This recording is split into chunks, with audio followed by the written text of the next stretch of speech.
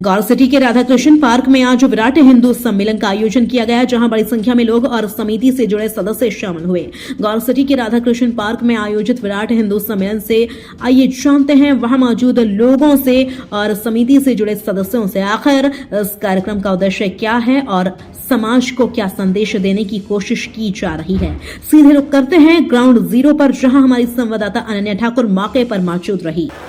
अभी हम मौजूद हैं गौर सिटी के राधा कृष्ण पार्क में, जहां पे विराट हिंदू सम्मेलन का आयोजन किया गया, जहां भारी मात्रा में हिंदू समाज के लोग और अलग अलग धर्म के भी लोग आए हैं। आप यहाँ देख सकते हैं सिख समाज के लोग भी हैं, यहाँ पे आपको ब्रह्म कुमारी के लोग भी मिल जाएंगे। तो यहाँ पे काफ़ी मात्रा में लोग हैं, यहाँ पे काफ़ी स्टॉल्स भी लगाए गए हैं, खाने पीने की व्यवस्था भी की गई है और समाज को एक संदेश देने की कोशिश की जा रही है। तो यहाँ पे हम मौजूद लोगों से जानेंगे, संघ के कार्यकर्ताओं से जानेंगे कि इसका उद्देश्य क्या है, ये क्यों आयोजित किया गया है। तो आइए चलते हैं, कुछ लोगों से बात करते हैं। आज यहाँ पे एक विश्व सम्मेलन आयोजित किया गया है, इसका मुख्य उद्देश्य क्या है? जी देखिए, मुख्य उद्देश्य यह राष्ट्रीय स्वयंसेवक संघ के 27 सोपान पर इस प्रेरणा से आयोजित किया गया था और संघ के हर उत्सव आयोजन का एक ही लक्ष्य होता है, राष्ट्र निर्माण। संघ संस्कारों की कार्यशाला है, तो संस्कार के माध्यम से किस प्रकार से राष्ट्र का निर्माण सुनिश्चित हो। जैसा कि आप देखिए कि जो मेन स्ट्रीम है उसमें विकसित भारत की बात हो रही है, तो कहीं ना कहीं जो संघ का 100 वर्षों की यात्रा है संस्कार निर्माण से समाज निर्माण और समाज निर्माण से राष्ट्र निर्माण का, उसी का एक महत्वपूर्ण अंग था जो यहाँ आज गौर सिटी में जो है विराट हिंदू सम्मेलन के माध्यम से हुआ है। इस सम्मेलन में पंच परिवर्तन का जो विचार है संघ का, जिसके माध्यम से हर व्यक्ति तक, हर घर परिवार तक संघ पहुँच रहा है, उसी विषय पर यहाँ मंथन हुआ है। यहाँ पर तमाम परिवार आए हुए थे, जिन परिवारों ने यह जाना कि किस प्रकार से स्व समरसता, कुटुंब प्रबोधन, नागरिक कर्तव्य और पर्यावरण संरक्षण पर हम और विशेष रूप से कार्य कर सकते हैं और वह किस प्रकार से राष्ट्र के निर्माण में सहयोग दे सकते हैं, यही इसका मूल उद्देश्य था। संघ जैसे लगातार हिंदू धर्म, सनातन धर्म की बात करता है, तो आजकल का जो युवा पीढ़ी है, हम उसको इसके माध्यम से कैसे जोड़ सकते हैं? जी देखिए, संघ मानता है कि हिंदवः सोदराः सर्वे न हिंदू पतितो भवेत्, मम इच्छा हिंदू रक्षा, मम मंत्र समानता। तो जो मैंने कहा कि समाज का निर्माण, और संघ का मंत्र है समानता, यानी समत्व। समाज में जब सभी के बीच में समानता स्थापित होगी, सब एक साथ संघ छद्वम संबद्धध्वम के रूप में आगे बढ़ेंगे, तो समाज मजबूत होगा, समाज से राष्ट्र मजबूत होगा। यानी जब हम विकसित भारत की बात कर रहे हैं तो समाज जब मजबूत होगा तभी वो विकसित होगा, राष्ट्र विकसित होगा और आगे बढ़ेगा। इसीलिए संघ का हर उद्देश्य केवल और केवल राष्ट्र भक्ति है, राष्ट्र सेवा है और परम वैभवशाली भारत है। जैसे कि सर, हम राष्ट्र की बात कर रहे हैं, हिंदू की बात कर रहे हैं, तो अभी आपने देखा होगा एक काफ़ी ज्वलंत मुद्दा हमारे समाज में चल रहा है यूजीसी एक्ट को लेके। उस पर कहीं ना कहीं जो हमारा युवा वर्ग है, जो आज की जनरेशन ना रिलीजन को मानती है, ना ही कास्टिसिज्म को मानती है, तो आपको नहीं लगता जो ये यूजीसी एक्ट आया है, इसके लिए अभी तक संघ का कोई पक्ष नहीं आया, इसके लिए संघ क्या कर रहा है? देखिए, यह जो यूजीसी का पक्ष है वह एक यूनिवर्सिटी ग्रांट कमीशन के द्वारा कुछ विषय लाए गए, उसमें संघ कोई हस्तक्षेप नहीं करता। संघ एक सांस्कृतिक सामाजिक संगठन है, वह समाज के बीच में रहकर समाज के लिए कार्य करता है। संघ इस चीज़ को नियंत्रित नहीं करता है कि यूजीसी क्या कर रही है, क्या नहीं कर रही है, और सरकार में कोई अच्छा चीज़ हो रहा है, बुरा चीज़ हो रहा है तो संघ उसकी नहीं। संघ पूरी तरह से सामाजिक सांस्कृतिक संगठन है, वह समाज को मजबूत करने पर कार्य करता है और उस जो यूजीसी का विषय है वह सरकार का विषय है, सरकार उसके बारे में विचार करेगी। अभी सुप्रीम कोर्ट ने संभवतः उस विषय को जो है अबेंस में डाल दिया है।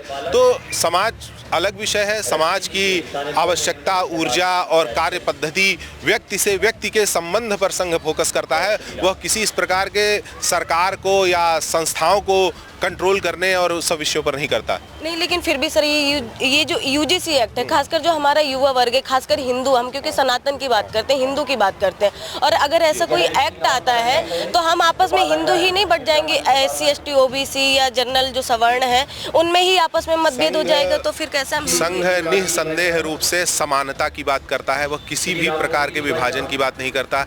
संघ सबके इक्विटी की बात करता है। यह निस्संदेह ऐसा है कि कहीं कहीं पर कुछ ऐसे समाज के लोग हैं जो पीछे रह गए विकास की यात्रा में, उनको भी बराबर सहभागिता मिले समाज में। देखिए, यही बात है, सरकार जो कार्य कर रही है, उसकी संस्थाएं जो कार्य कर रही है, और समाज में संघ जो कार्य कर रहा है वो बिल्कुल अलग है। संघ समभाव से मम भाव पर होते हुए समरसता पर जाता है, यानी समानता ही काफी नहीं है। सरकारें समानता के बारे में सोचती हैं, संघ समानता से आगे बढ़कर मम भाव, आप मेरे समान मत हो, आप मेरे जैसे ही मेरे परिवार के कुटुंब के अंग बन जाएं, मेरे भाई बन जाएं, मेरी बहन बन जाएं। संघ उस स्तर पर जाकर सोचता है, और जब हम मम भाव की बात सोचेंगे तो वहां पर किसी भी विभाजनकारी, परिवर्तनकारी, किसी भी इस तरह के विभेद की बात नहीं रह जाती। और संघ सामाजिक उन्नयन पर कार्य कर रहा है, वो किसी इंस्टीट्यूशन के विषय पर। अभी चूंकि ये नया विषय है, हो सकता है भविष्य में संघ के पदाधिकारी या जो लोग उसके लिए दायित्व में हैं वो अपनी बातें अपने सामने रखें। लेकिन सर, जैसे कि अगर ये लागू होता तो क्या हमारे ऊपर इसका कोई दुष्प्रभाव पड़ेगा? क्या हमारी असमानताएं इस पे लागू? मैं मानता हूं कि सरकार बहुत संवेदनशील होकर कार्य कर रही है, और जब यह विषय कोई आया, इस पर सभी के विचार सुने जाएंगे। हमें लगता है कि उस विषय पर यूजीसी एक्ट में समाज के सभी वर्गों की अपने अपने पक्ष को सुना जाएगा।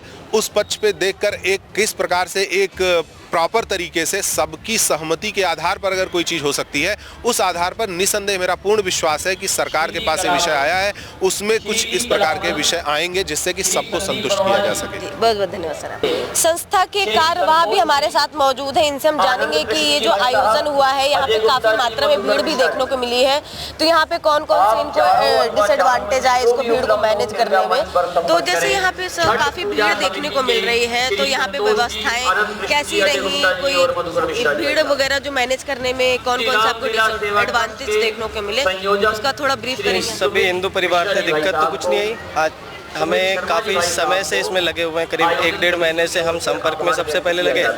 तो गौर सिटी 1 में जितनी भी सोसाइटी हैं, 7th एवेन्यू, पार्क एवेन्यू, जितनी भी 4th 5th एवेन्यू, सब में हमें पिछले 1 महीने से शाखा के सभी स्वयंसेवक इसमें जोर शोर से संपर्क अभियान में लगे हुए थे, और सभी हिंदू परिवार से हम आग्रह कर रहे थे कि आप यहाँ पे आएँ।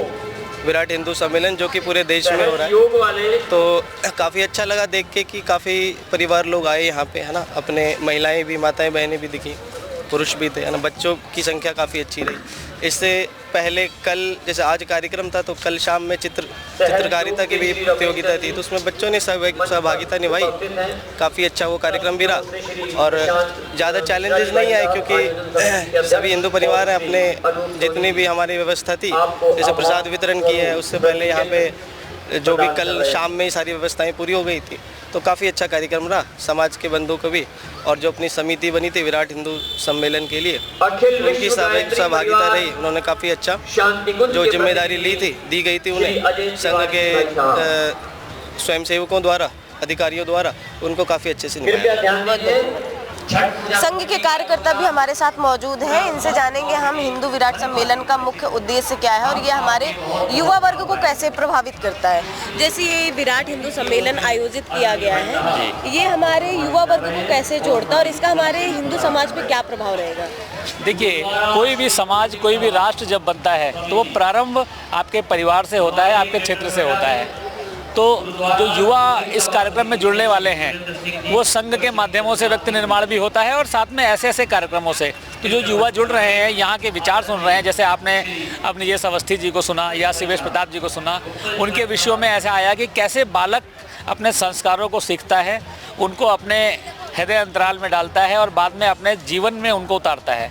और वो जब कार्य करता है तो वो हर कार्य में सबसे पहले ये सोचता है मेरा राष्ट्र, मेरे धर्म के हित का कार्य कैसे हो सके, और तभी वो उस कार्य को करता है। यदि राष्ट्र और धर्म का कोई अहित है तो निश्चित बात है, यदि वो इन संस्कारों से निकला हुआ व्यक्ति है तो वो उन कार्यों से दूर रहता है जो राष्ट्र हित का कार्य ना करते हों।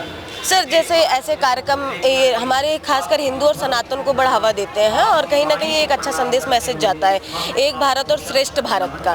तो इसके लिए क्या हमारा युवा तैयार है अभी? क्योंकि जैसे आज की जनरेशन तो मानती ही नहीं है, खासकर कभी रिलीजन के नाम पे, कभी आपका कास्ट के नाम पे, हमेशा हिंदू आपस में ही टकराता रहता है। तो इसके लिए इसके माध्यम से हम कुछ नया कर रहे हैं, संघ इसमें कुछ नया इसमें भागीदारी दे रहा है? जी देखिए, आप जिस क्षेत्र में रहते हैं या आप जिस स्थान पे रहते हैं, आपको लगता है कि संपूर्ण समाज वैसा है, जबकि ऐसा है नहीं।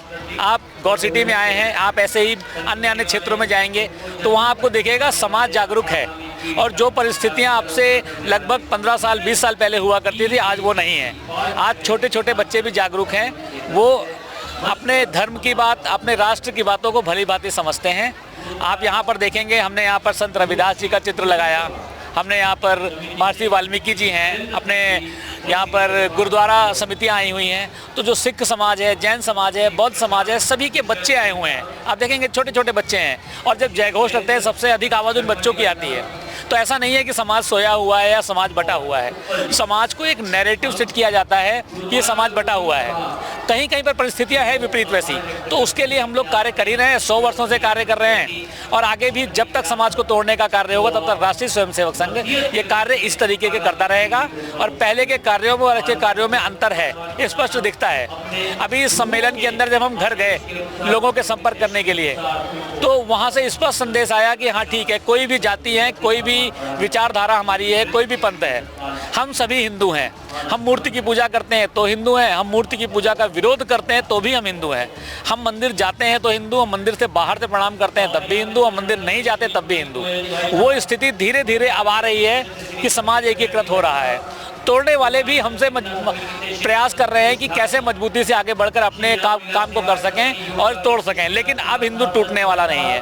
अब सनातन धर्म अपनी पराकाष्ठा की ओर बढ़ चला है, और ये आगे कारवां बढ़ता ही रहेगा। धीरे धीरे जो छोटी मोटी कमियां हैं वो भी हम सब मिलजुल कर समाप्त कर देंगे, और उसके लिए एक विकल्प है राष्ट्रीय स्वयंसेवक संघ की शाखा। उस शाखा के माध्यम से वित्त निर्माण करके वो सब समस्याओं को हम समाप्त करने वाले हैं। संघ के माध्यम से आप कैसे जुड़े हैं सर, इसमें क्या सहभागिता है आपकी? देखिए, मुझे लगभग 11-12 वर्षों से अधिक हो गया। मैं पहली बार संघ की शाखा आया था तो मैं ये सोच कर आया था कि कुछ व्यायाम कर लूँगा, कुछ लोगों से थोड़ा नेटवर्क बनेगा, ऐसा सोच कर आया था। मुझे भी ये लगता था संघ वाले क्या करते हैं, लेकिन जब मैं आया मैंने देखा कि यहाँ पर तो ऐसी ऐसी चीज़ें बातें हो रही हैं जिनका उल्टा बताया जाता था हमें, और ख़ास करके यहाँ पर वो सीखने को मिलता है कि जिसके लिए आपको अतिरिक्त प्रयास नहीं करना है। जब मैं पहले दिन संघ की शाखा आया और आज जब मैं संघ की शाखा में आता हूँ, तो इस बीच में 11-12 वर्षों में मेरे अंदर बहुत बड़ा परिवर्तन आया। वो परिवर्तन कब आया, किस दिन आया, और मैंने किस दिन वो सीखा, वो मुझे समझ में नहीं आया। संघ का कार्य ही धीरे धीरे धीरे चलने वाला है, और कब आपके अंदर आमूलचूल परिवर्तन आ जाते हैं वो आपको कभी समझ में नहीं आएंगे। यानी कि संघ वो सफ़ेद रंग है, जो कहते हैं ना कि सफ़ेद रंग कैसा होता है आप किसी को बता नहीं सकते, लेकिन जब आप उस सफ़ेद रंग को देखते हैं तब आपको समझ में आता है सफ़ेद रंग कैसा है। तो संघ वो सफ़ेद रंग है, जब आप इसमें उतरेंगे तब आपको समझ में आएगा कि वो कैसा है। संघ के हमारे साथ एक लोग और मौजूद हैं, ये भी वहाँ पे कारवां है संघ में, तो इनसे भी जानेंगे हम आज के इस आयोजन के बारे में। सर, जैसे ये आयोजन है आज का विराट हिंदू सम्मेलन, तो ये सिर्फ धार्मिक और राष्ट्रीय मुद्दा है या ये इसका एक कोई राजनीतिक मुद्दा भी है? जी देखिए, सबसे पहले मैं थोड़ा आपको स्पष्टीकरण दे दूं, मैं संघ में स्वयंसेवक हूं, कोई मैं दायित्व अभी नहीं है मेरे पास। आज का जैसे आपने पूछा, कार्यक्रम हमारा एक धार्मिक और सामाजिक एक अपने आप को संगठित करने के लिए ये कार्यक्रम था। इसका कोई राजनीतिक उद्देश्य नहीं है। और जैसे कि अभी हम उससे पहले वीरेंद्र जी ने भी प्रमित जी ने भी ये बताया कि आज के कार्यक्रम में हमारे यहाँ की सभी समितियाँ, चाहे वो सिख समाज है, जैन समाज है, चाहे वो आपके कोई भी समाज है, सभी समितियाँ, सभी वर्ग के लोगों को हमने संगठित करने का प्रयास किया है।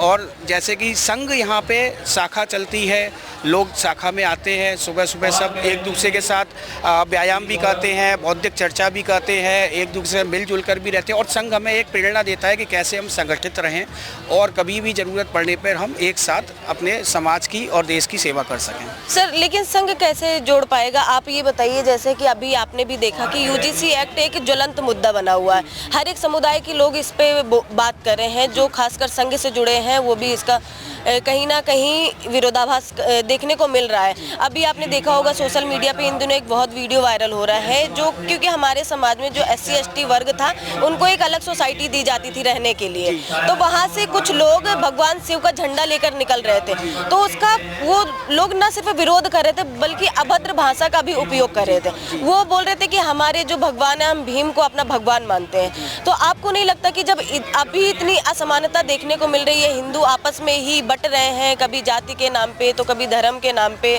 तो कभी कलर और वर्ग के नाम पे भी बंटते हैं, तो क्या संघ इतनी मजबूती से खड़ा हो पाएगा या संदेश दे पाएगा कि हम सब हिंदू एक हैं और ऐसे कोई भी कानून आ जाए तो हमें अलग नहीं कर सकता? देखिए, संघ ने प्राचीन काल से ही इस का प्रयास किया है कि कोई भी असमानता ना होने आए। यहाँ शाखा में किसी भी जाति किसी भी वर्ग का व्यक्ति आता है वो एक स्वयं सेवक कहलाता है। उसको हम ये नहीं कहते कि आप ब्राह्मण हैं, राजपूत हैं। इवन अगर आपको बताऊं, संघ में सर नेम हम नहीं बोलते, हम केवल अपना फर्स्ट नेम बोलते हैं ताकि हमको असमानता की भाव। यहाँ हम समान भाव से सबके साथ कार्य करते हैं और संघ का ये प्रयास शुरू सदैव रहा है और आज भी ये उसी कड़ी में एक प्रयास है कि हम सबको एक स्थान पे और एक विचारधारा से जोड़ने का प्रयास करें। बहुत बहुत धन्यवाद। यहाँ पे बहुत सारे स्टॉल भी लगाए गए हैं, जगह जगह अलग अलग समुदाय के, गो सम्मान या ब्रह्म कुमारी जी, इन सब के स्टॉल्स लगे हुए हैं। तो अभी हम एक स्टॉल में मौजूद हैं, जानेंगे कि यहाँ पे जो यहाँ के लोग हैं उनको ये क्या सुविधा दे रहे हैं और यहाँ पे सम्मेलन में ये लोग शामिल हुए हैं, तो इनका उद्देश्य क्या था और यहाँ से इनको क्या क्या सीखने को मिला। यहाँ पे इस सम्मेलन से सबको जागृत किया जाता है कि अपने आदि सनातन देवी देवता स्वरूप के संस्कार को धारण करो और अपने कर्म में ले आओ।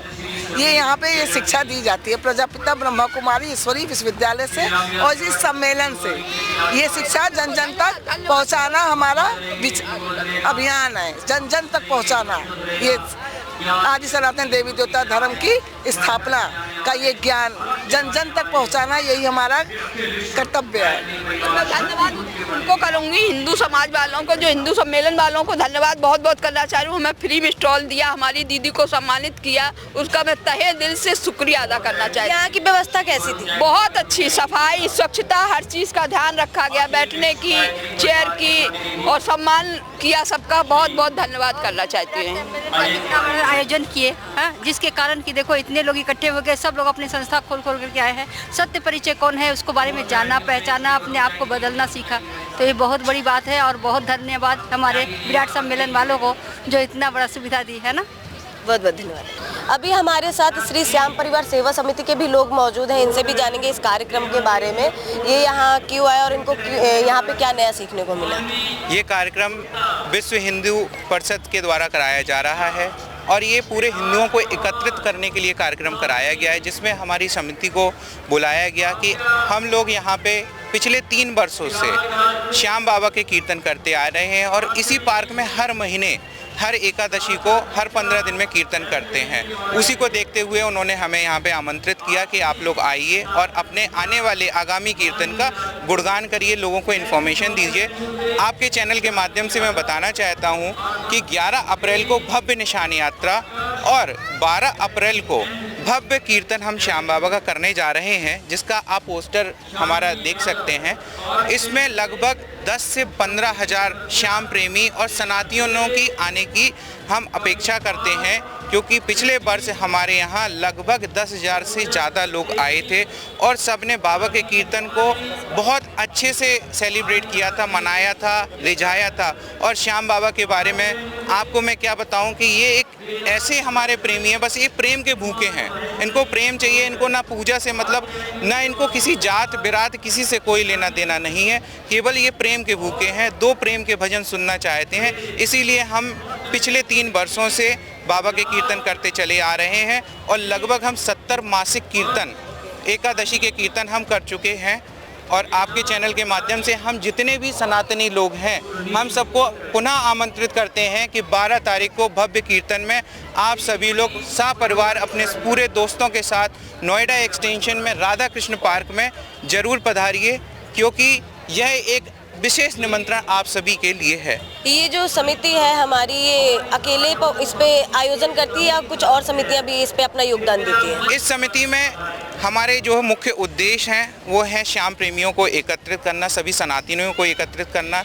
यह एक रजिस्टर्ड संस्था है जो कि हर महीने एक मासिक जो है श्याम रसोई चलाती है, घर घर कीर्तन करती है और इस संस्था में बहुत सारे लोग जुड़े हुए हैं और यह एक इंडिविजुअली रजिस्टर्ड संस्था है जिसमें लगभग 1000 प्लस मेंबर आज की डेट में हैं। आप इस समिति से कैसे जुड़े हुए हैं? मुझे बाबा श्याम, हमारे बीच में राहुल भैया हैं, इन्होंने पहली बस यात्रा शुरुआत करी और बस यात्रा के साथ साथ मेरा विचार हुआ कि बाबा का कीर्तन राधा कृष्ण पार्क में शुरू होना चाहिए।